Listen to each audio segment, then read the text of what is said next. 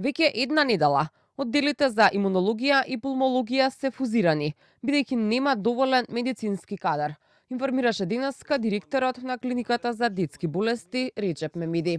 Тој објаснува дека ова е неопходно, но привремено решение, а најважно, како што вели, е дека ниту едно дете не е вратено без да биде прегледано. Од петок минатата недела, бидејќи не можевме со главната сестра никако да организираме сменска работа, односно организација на распоред за дежурства. Бевме приморани привремено да направиме фузија на два оддела, за да можеме да имаме на располагање сестри кои ќе покриваат дежурства. Не е укинат оддел, тоа е привремено решение за да го пребродиме овој период кога немаме доволен број на кадар.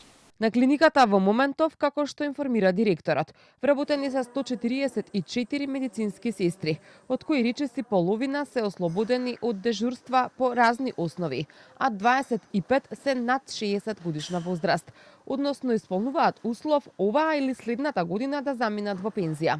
Според Мемиди, тоа било причина што побарало од Министерството за финансии согласност за ангажирање на средно медицински персонал, а откако не им бил продолжен договорот на работниците кои и по неколку години работеле во клиниката, се направил голем притисок во организирање на смените. Побарав од Министерството за финансии да ни дадат дополнителни согласности за ангажирање на персонал, особено средно медицински персонал. Дури во април, на 22 април 2026 година, детска клиника доби официјален негативен одговор од Министерството за финансии во врска со нашето барање, испратено во декември 25 година за продолжување на согласностите на веќе постоечките работници со договор на дело. Мемиди се пофали дека детската клиника во Скопје бележи најниска стапка на смртност кај хоспитализираните пациенти во историјата на клиниката.